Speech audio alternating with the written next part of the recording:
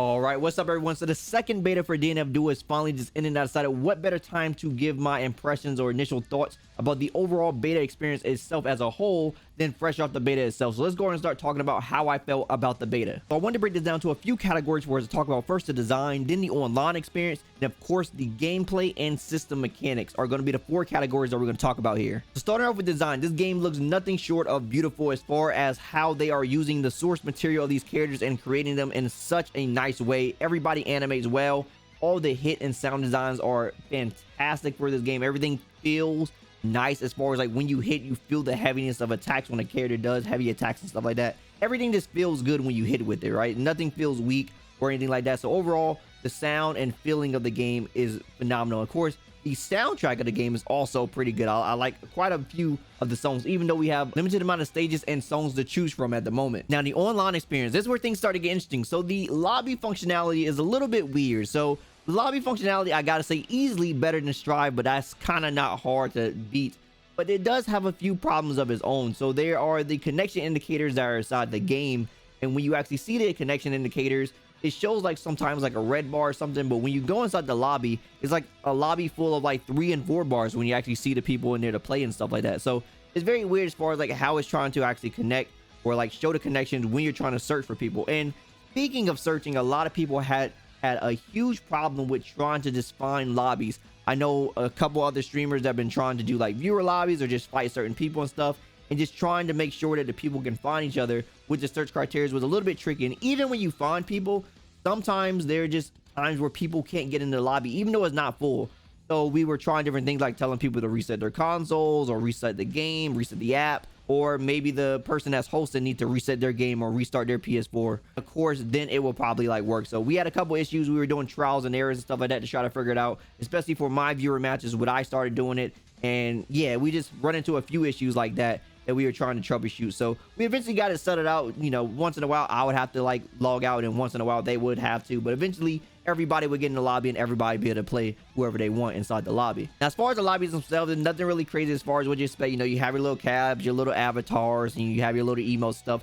It's very reminiscent of like Grand Blue. You know, everything about this game just sort of speaks to me as far as like how Grand Blue sort of initiated things. This whole game just feels more like a faster paced Grand Blue to me. As far as how things go now, of course, each character is more unique, and of course there are a bunch of different unique mechanics in this game, but it just feels like the base of this game is almost like taking what Grand Blue started and then sort of expanding upon that. It truly feels like that. Now, talking about the rollback for this game, so to my surprise, from my experience personally, I believe that is actually better than Strive's as far as its functionality. Now, it may just be a testament to how this game actually just meshes more better with rollback itself than I say Strive does, and that's probably giving it to where it feels like it's a better experience overall. So I was playing people, of course, across Asia before I started doing the viewer matches with someone recommended a little bit later, just hopping into random lobbies, just playing people just to like stress test the actual connection. Just, I mean, that's what the beta is for. They're trying to stress test the actual net play of the game. Hence why there's probably no training room in it. I know a lot of people wanted training room. That'll be another video talking about training rooms inside of betas. But the playability of these matches from people in Asia was actually way better than my experience with Strive in trying to do something like that. So of course you're going to have the rollback. So of course you're going to have parts where, like, you know, the person looks like they're teleporting here and there. But as far as like how many times it happens per match, it's really not that much. And as far as like the rest of the match, it actually feels like a playable experience. Unlike when I actually tried this in Strive, to my surprise, it actually just holds up better. Some games are just known to have better rollback functionality than others. So maybe this is just ArcSys getting better at improving their actual rollback netcode itself. Because you remember, Strive is their first attempt at this. And then this, of course, is going to be their next attempt at that. Of course, they have the other games that they've been doing. They've been implementing rollback inside of like Blaze Blue and Guilty Gear. But I believe those are different teams besides the teams that are doing this. So completely different teams. But it just seemed like ArcSys is getting better at making this type of netcode. So yeah, like I said, I have no problem playing people that was close to me, people who were across the states, and then of course people overseas as well felt pretty much playable. There were some experiences where it was like unplayable. There were, of course, there's going to be some matches like that. Those people are probably like on Wi-Fi, I don't know, or anything like that. But for the most of my matches, everything that I played was pretty much at least a playable experience, which was very crazy to me because I was not expecting that. You know, some games that I played that had rollback, like a Melty Blood type Lumina, didn't have the best type of rollback as far as like how it started. It had like, you know, huge one-sided rollbacks when it first came out. Even KOF had like the huge roll-sided one-back stuff. So I was really expecting something like that to be happening in this, probably just because it's a beta, so I was expecting some type of functionality issues. And it's coming from a person that didn't play beta 1, keep in mind. But yeah, it just goes to show that sometimes some games just have better rollback implementation than others. Like for example, Melty Blood implementation of rollback is just not as good as Strives. It's playable, it's pretty good, but it's not as good as Strives, and I feel like this one is going to be better than Strives though. So overall, my net play rollback experience for this game was definitely top notch. I gotta hand it to them. This is some very good netcode. So talking about the gameplay itself, is the game fun? Like, is this a fun fighting game? Well, it's definitely fun. Like, every character feels unique. You feel the uniqueness of every single character, and that's the beauty I like about this game. So every character has their own thing, and I was very surprised that like normal thing that you would think that would work inside of like other fighting games you play just doesn't apply to this game, like other anime games. So like, you know, if you know the Gatlings or like just how a button goes, like, you know, okay, A, B, C or something like that, you're like, okay, this is how that works. But no, every single character in this game has like their own unique set of things that they have to go through, their own set of limiters or restrictions or sort of openness that other characters don't have. For example, my main character was Striker. So Striker has the ability to actually reverse beat. And because of that, they flowed really well when it comes to like just doing their stagger pressures and trying to make people feel like the pressure is going to end, but then you reverse beat into another button that you didn't use, and you frame trap your opponent and then make them second guess the next time around. But then you play a character like Crusader, and then you realize they don't have this type of thing, and all they have is basically pressing one button into one of their meter spin moves, because they don't have any moves that like sort of chain into each other like some of the other characters have. So every character has their sense of expression and uniqueness with that, along with some characters having like sort of their limits because of how the characters just work. And then of course there are the character passives. So once you get to that low percentage of life, you start gaining your abilities, and some of them are just like MP regen, some of them are giving you like extra defense or extra attack boosts and stuff like that. And of course there are also debuffs in the game. So like Ranger got a bunch of debuffs, and then there's Inquisitor that basically puts like a burn debuff on you. And then there is like some other buffs that some other characters can use, like Berserker. He can like sort of buff himself where he gets like increased insane movement speed, access to new moves and stuff like that, at the cost of him like losing like life, but he could gain it back eventually. So there's a bunch of crazy unique things. It's almost like I'm playing another stylus element game, similar to like how Persona actually uses. So it's really hyped to me to like sort of see that type of passive. I cannot wait to see exactly the uniqueness that other characters bring as far as their passives. I just hope that the passives don't become homogenized and there are like just passives that are just overlapping each other, that are just like the same thing over and over, because I feel like there's a couple of them in this game that sort of did the same thing, that they just have like different icons. I want to see some unique passives that really change the way characters are played, or just a different experience that be like, you got to be like, oh man, okay, I can't let them get this passive, or I got to play around this passive completely different once they get this. I remember, I think it was something about Hitman when he got his passive and made it like DP safe. I don't know exactly what it did, but I remember people talking about like his DP is safe now when he gets his passive and stuff like that. So I really do like the uniqueness, and I hope it stays. That's one of the best things about this game, is like the passes and stuff that you got to play around once people get it, or trying to kill someone before they get a passive, because you know that some passive is just something you don't want to deal with. Now, so far, I've been talking very positive about the game, and I'm making it sound like this is the most godlike fighting game out there. However, this game do have a few issues that I just want to address in the system mechanic part of this video.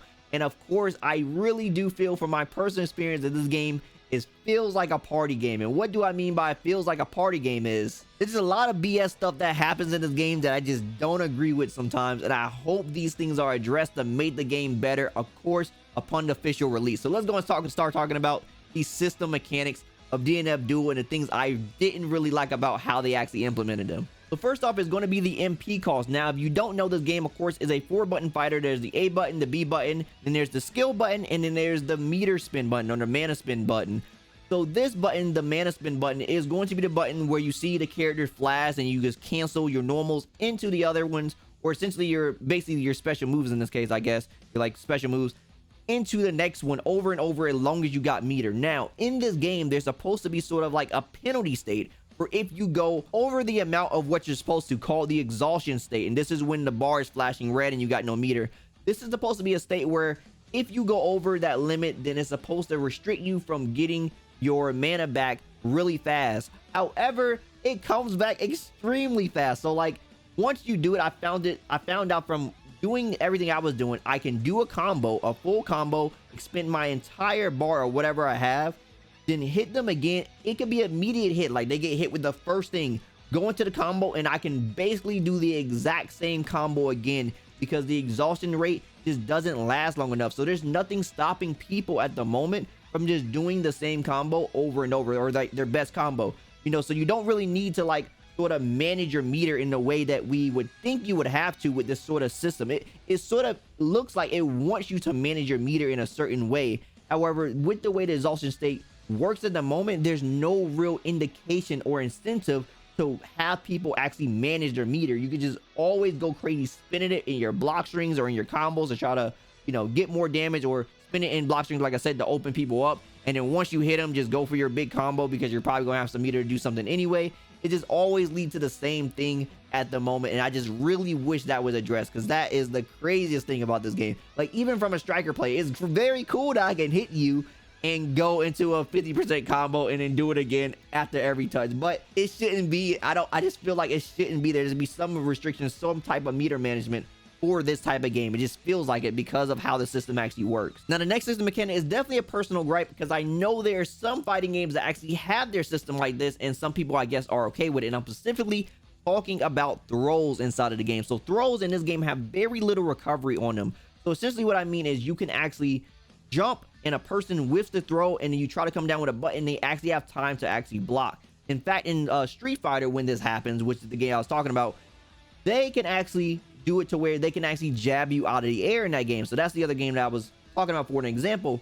Now, the difference I think between Street Fighter and DNF Duel is, of course, Street Fighter is definitely a much more slower game. You know, nobody really got runs in that game, and they just have like dashes and stuff like that. This is a much more faster paced game. So it's sort of in like these type of games where you have this type of movement where you can backdash and then, you know, run back in and stuff like that. You're sort of almost expecting to be able to have this sort of ability. If you take a game like BlazBlue or something like that, where whiff throws are a lot more punishable, where you can sort of like run up on a person and then sort of backdash, and then they're still in throw recovery, and then you can sort of like micro dash back in for your button or something like that.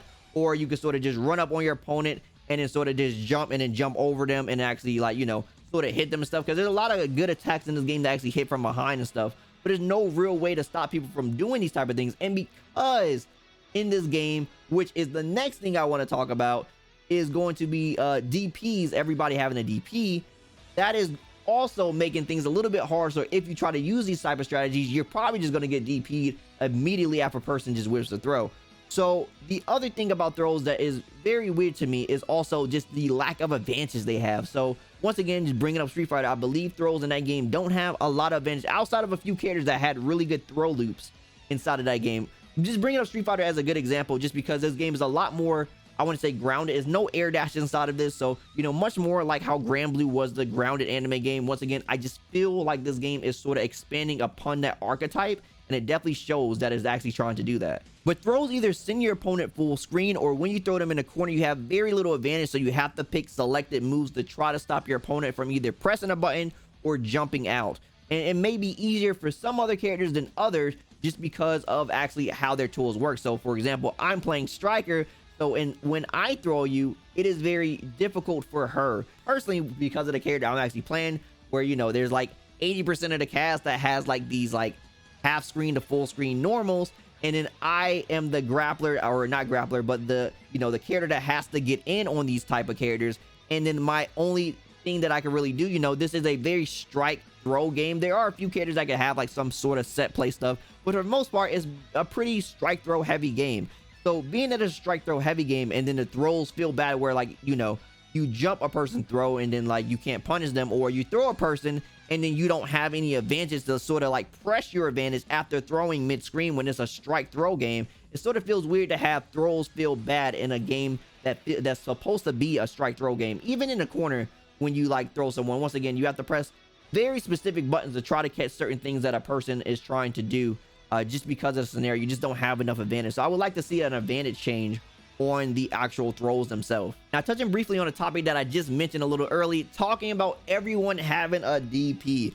So when I say everybody, it is about one character that don't. That's going to be Ghostblade, and then We could sort of count Vanguard because let's be honest, that's not really a DP. It's supposed to be a DP, but everybody can crouch it for some reason. It just is more an anti-air than a DP, but if you're standing, then I guess it works as a DP. But yeah, so basically we're counting Vanguard and of course Ghostblade. Those are the only two characters in the game, to my recollection, that don't have a DP in the game. Everybody else does have one. Now, some DPs are better than others, but a reversal is a reversal. And in a game like this where characters have half screen to full screen normals, I don't think everybody deserves a DP. It just makes it very hard to try to, like, I don't know, sort of play a character.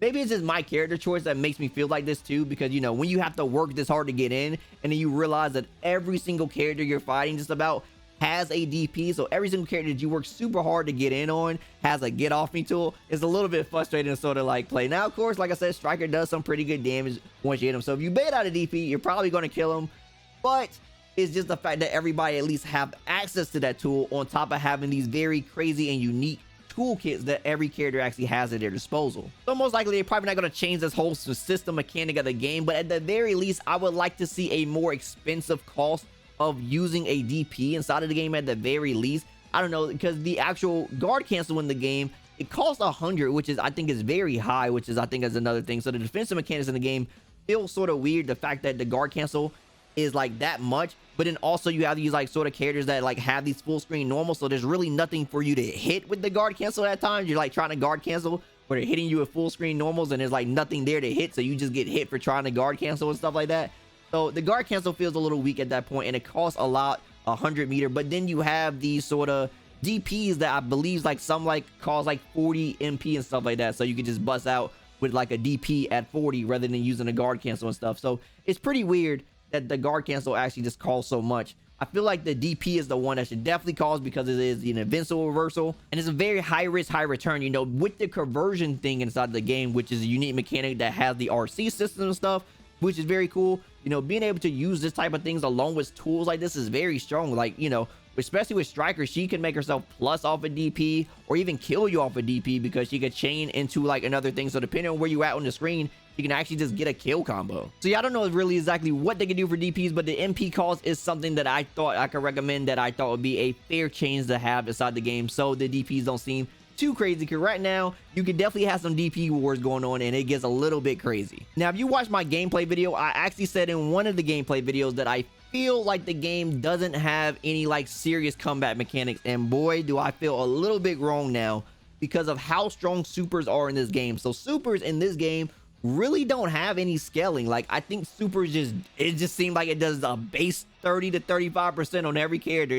It does a whopping amount of damage. It is, you pretty much know if a person is in 30% range, you're dying in 2 hits. It's just simple as that. First hit is just to get you a little bit lower. Next hit is a 60 to 70% damage combo and you're dead off that. It's, everybody has it. Once you get a person, it's like almost like I'm playing Persona, like really with the stylus elements and this. With the, you know, in Persona, you don't want to put the person in Awakening. It's like you almost want to kill your opponent before you get them into that health point. But it's sort of hard considering, you know, you don't have access to your super before you do it. So you have to get your opponent into the mode almost. It's pretty hard to sort of play around it since the game doesn't have any base supers outside of the Awakening super itself. So it's like you're winning and then all of a sudden you get hit one time and in the next touch you get hit by your opponent. You're just dead. It's like, wow, I lost from winning, and it feels very bad when it actually happens inside the game. So I want to see some type of damage scaling, I guess, on the supers, maybe, just so it doesn't feel like, you know, the person that is winning is going to be on the losing end once they put their opponent in Awakening mode. Because once you get access to that Awakening mode, you really do have a strong combat mechanic, and the ability of basically two-touching your opponent from basically full life is absolutely insane. And the last big thing I want to talk about here is basically the skies in this game. Talking about anti-airs. Talking about how every button anti-airs in this game. So every button, there is no blocking in the air. Everything is basically an anti-air in this game. So with that in mind, you would think that every character is like sort of equal with that. But then there also is the thing that anti-airs or moves you would think are anti-airs, which is going to be like everybody's like 2S move, which is their 2 skill move. Everybody's like sort of like launcher move. I believe everybody's 2S is sort of the same as far as launching. Correct me if I'm wrong, I don't know if everybody has a move that sort of goes up like that, but for every character that I at least tried, it seemed like every character sort of has a move that swings upwards on their like 2 heavy, and maybe a command move on some characters, but everybody pretty much feels like they have some type of move that just reaches to the skies, and it's like sort of the anti-air move. But these moves seemingly have no invul inside the game, so jumps actually feel kind of strong at sometimes, especially once again where you're playing a character like me, striker, who don't have these big buttons that it can swing and sort of hit you out of the air at like 50 or 60% of the screen length. So you know, you're playing against characters, you're trying to use her like crouching heavy, which is like sort of this uppercut move, and it's not working. So then you have to revert to DP, but then the DP has no range. They have to be kissing you in order for the DP to hit. It's very frustrating sometimes to deal with that. So it's like, man, you can't anti-air properly, and then when you try to actually use the DP, or you have to revert to DP to try to anti-air pretty much. So once again, that's just my experience from that. It could just be my character choice, but right now it definitely feels like sort of a contradicting things, where it's like, okay, anti-airs are pretty good, but then also there's like no anti-airs in the game officially, so then like our anti-airs really good, and it's like almost to where like I'm like, anti-airs are good for the opponent, anti-airs are bad for me, because I got to do things like run up DP and stuff like that to try to like sort of anti-air people, because my crouching heavy just doesn't work how it would in like any other normal like anime games. Now I believe inside of Grand Blue, I don't know if they have invul, but they do seem like they have a sense of priority when you actually use a crouch and heavy button in those games. But in this game, it just doesn't seem like that, and that's a little bit of a frustrating situation. So I hope something is addressed with the anti-airs in this game, so at least there's a feeling of a fair playing ground as far as like how anti-airs go. So overall, my beta experience was pretty good, man. I liked the game. I thought it was very fun. Every character is really unique. Of course, the online experience is very good. I just feel like some things just need to be addressed to make the game even better. At the moment, it just feels like a party game to me, like I said, because of some of the things you have to deal with. It could have just been my character choice as well, but I also want to hear what you guys got to think as far as how you feel about the game. So let me know down in the comments below how you guys feel about DNF Duel Beta 2. Did you like the experience overall? Do you not like the game? I've been hearing some pretty good and some crazy Twitter takes about how they felt about the game so far. Some people saying it's lacking. Some people saying the system mechanics aren't doing enough. Some people calling the game kusoge. So I definitely want to hear what you guys got to say down in the comments below. Let me know what you guys got to say. Anyway, if you like anything I had to say, drop me a like. I really appreciate it. And if you have more for me, follow my socials. Also, don't forget to subscribe and turn notifications so you know the next video goes live. As always, my name is Dyken, and I'll see you next time. Signing out.